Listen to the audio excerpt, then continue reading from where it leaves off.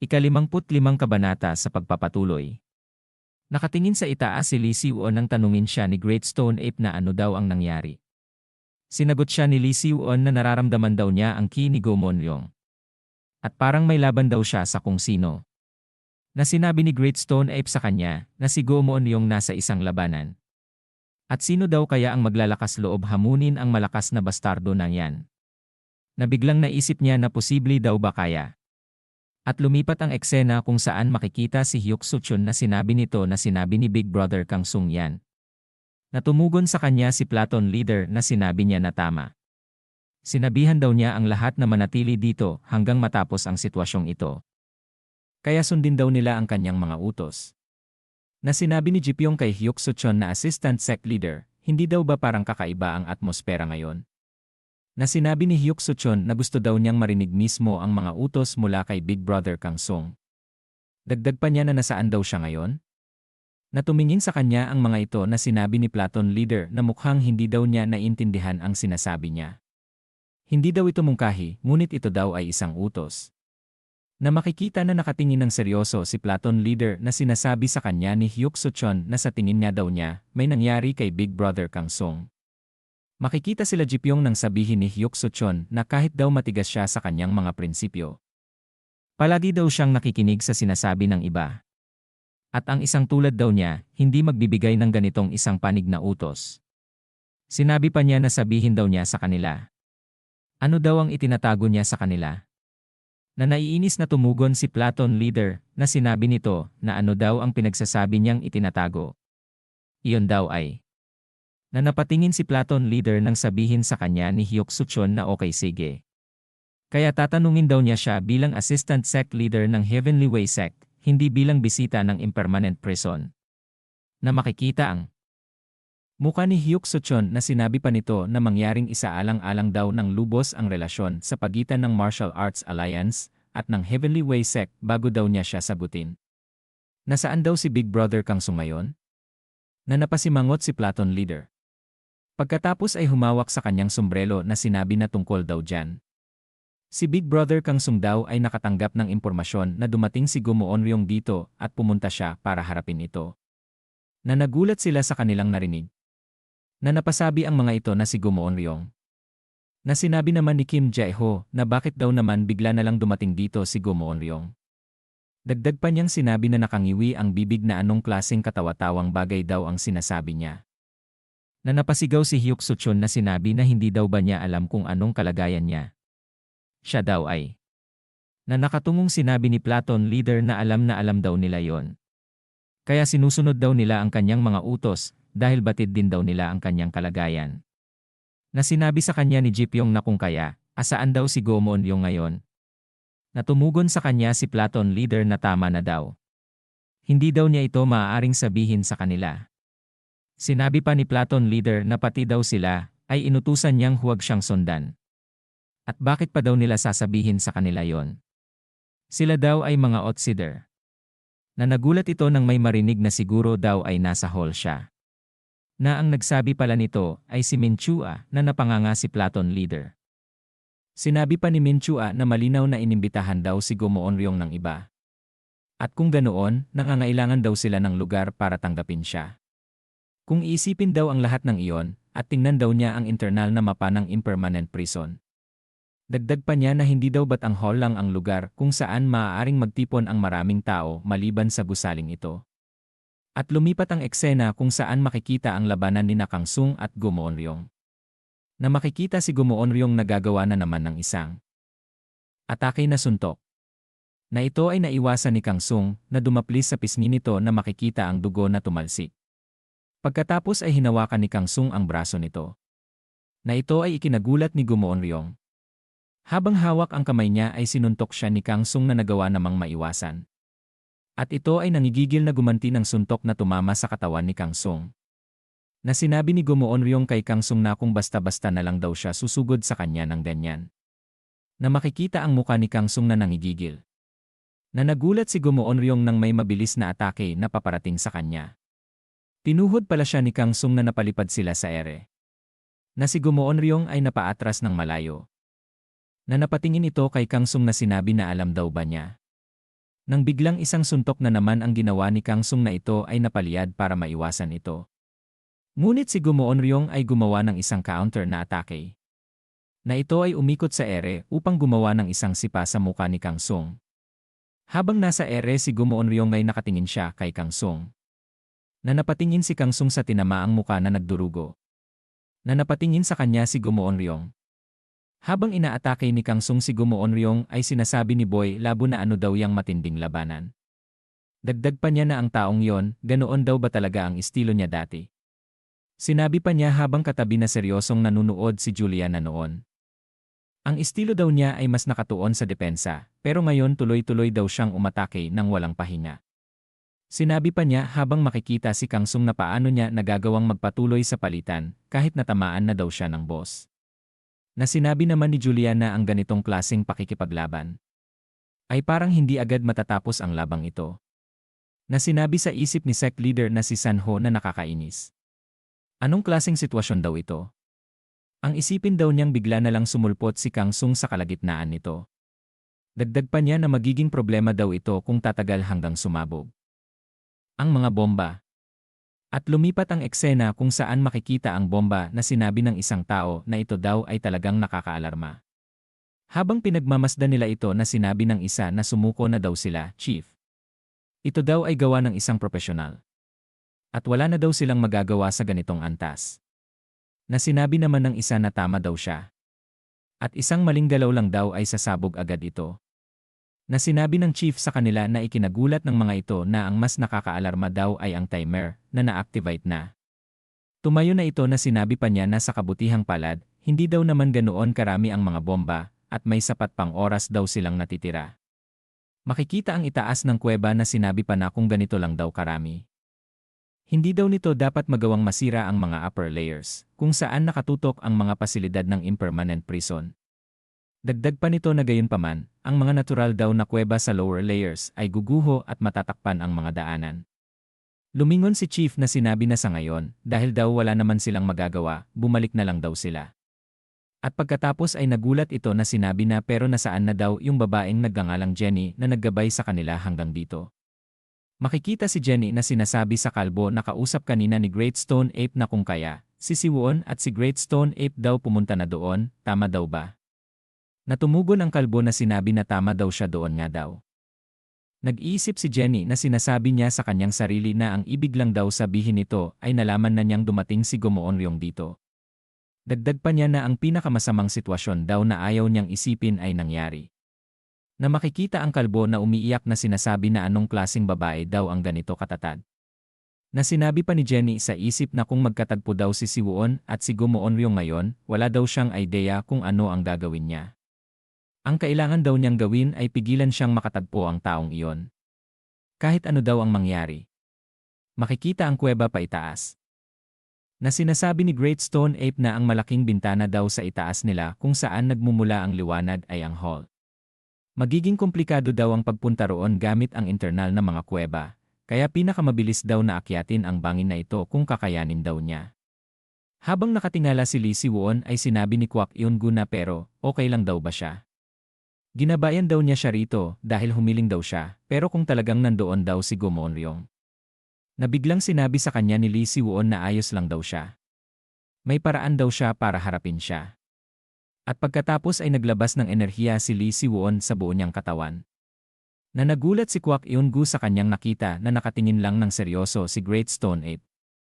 Sinabi pa ni Kwak Eun-gu na ikaw, ayos lang daw ba siya? Ang katawan daw niya ay nang pinigilan siya ni Great Stone Ape. Na tiningnan siya ni Kwak Eun-gu na nagtataka. Na sinabi ni Lee Siwon na tingnan mo lang Gumoon Ryong. Na ang lalaking yon daw ay makakatagpo ng kanyang wakas dito. Na biglang tumalo ng mataas si Lee Siwon papunta sa hall. Na napanganga si Kwak Eun-gu na sinabi na ano? Yung taong yon. Bigla na lang daw siyang naglabas ng kakaibang enerhiya at ginamit ang ganong antas ng teknik. Na napasabi naman si Great Stone Ape na isa daw siyang bata na kayang makaramdam ng mga enerhiya na kahit daw sila ay hindi nila matukoy. Siyempre, natural lang daw na hindi nila siya maintindihan.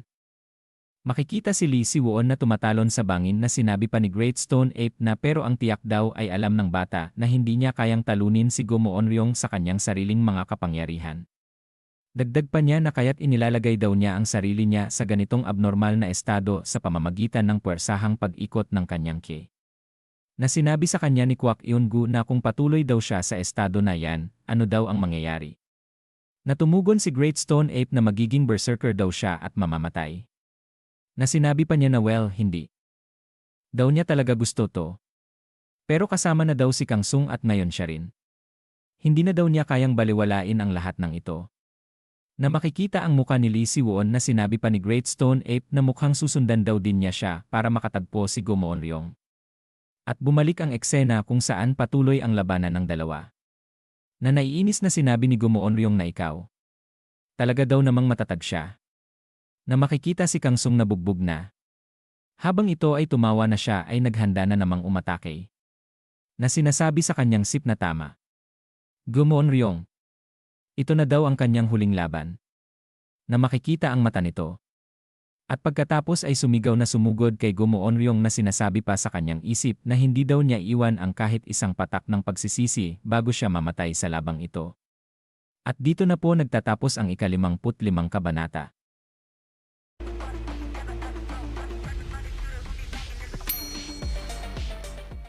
Ika-56 na kabanata sa pagpapatuloy.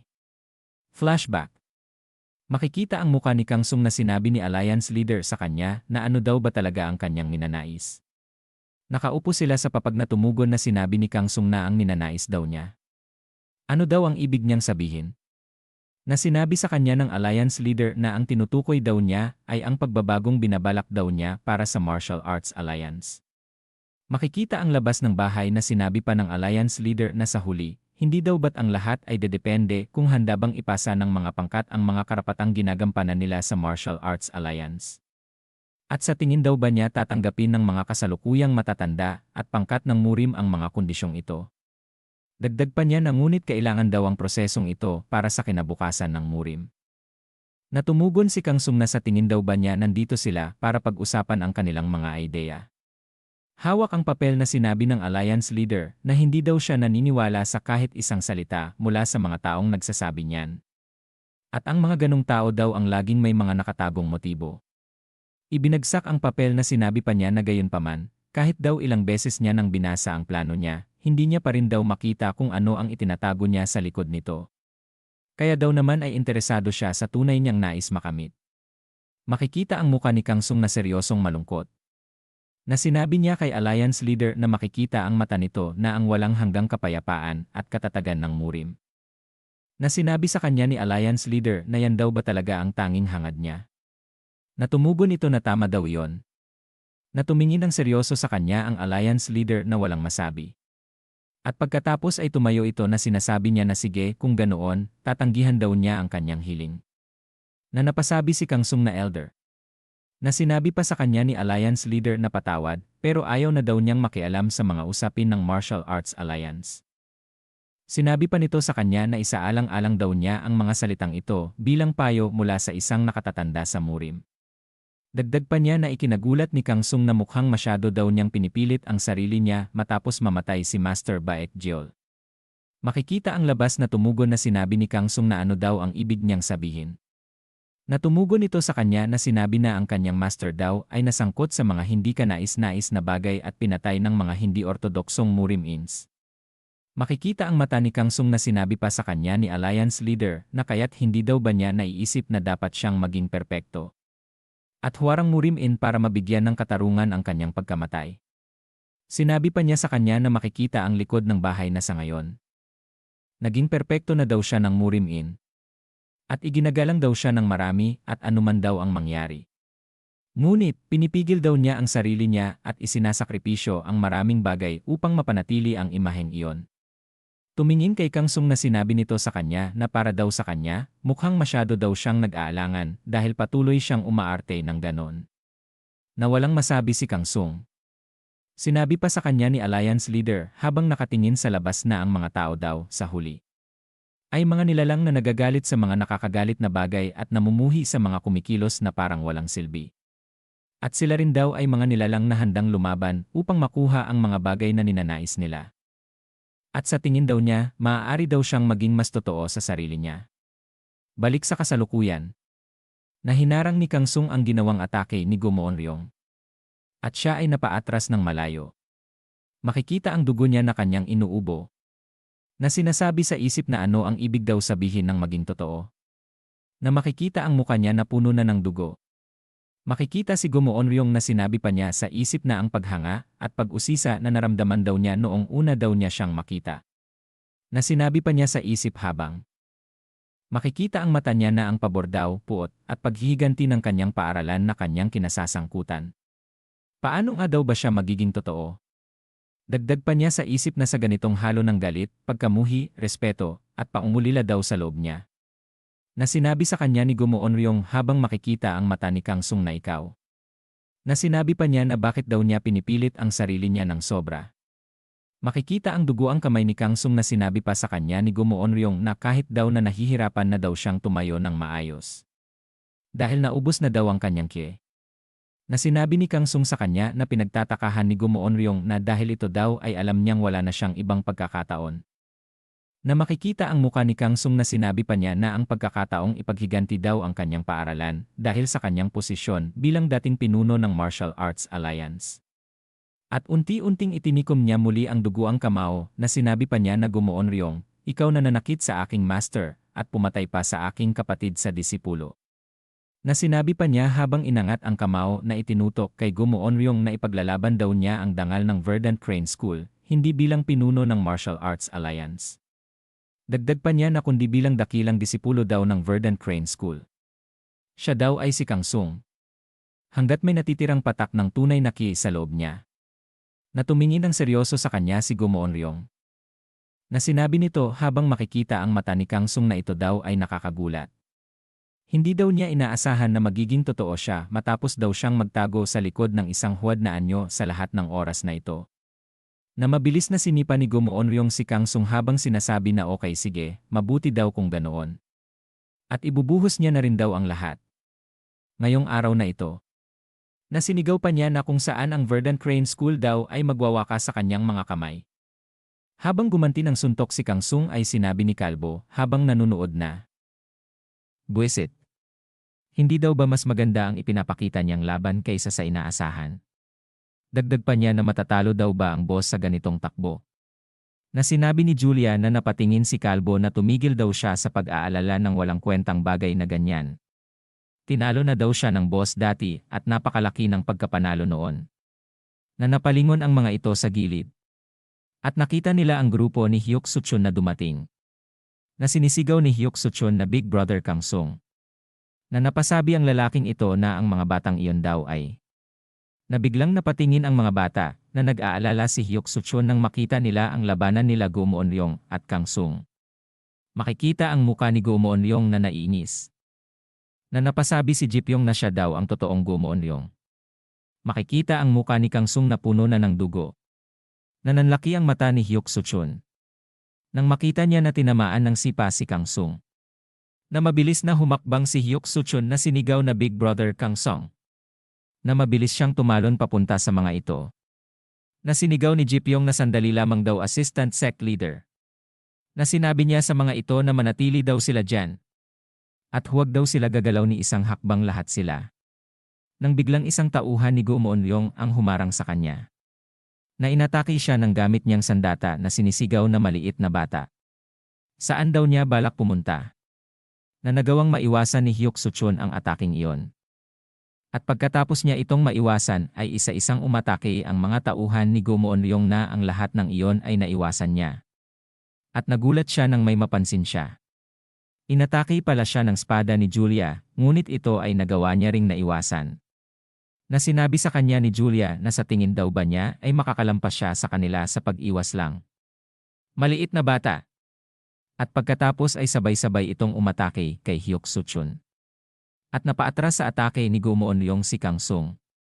Na makikita si Kang Sung na malalim na ang paghinga na pagod na pagod na. Na sinabi sa kanya ni Go Moonryong na matigas. Daw talaga ang ulo niya. Na naglakad papalapit sa kanya si Gomoonyong habang sinasabi sa isip na okay sige. Kung ganyan daw talaga ang gusto niya. Natumingin sa kanya si Kang Sung. Na sinabi pa ni Gomoonyong sa kanyang isip na ibibigay daw niya ang pangwakas na suntok sa kanya. Na makikita siya sa likuran ni Kang Sung na nagipon ng enerhiya sa kamay. Na makikita ang kamay nito na sinabi sa kanyang isip na ito na daw ang Spirit Crushing Fist. Sinabi pa niya sa isip habang makikita ang mata nito na tatapusin daw niya siya gamit ang pamamarang ito. Malapit nang tumama ang suntok sa ulo ni Kang Sung na sinasabi pa nito sa isip na gaya lang daw ito sa ginawa niya sa kanyang master. At dito na po nagtatapos ang ika-56 na kabanata.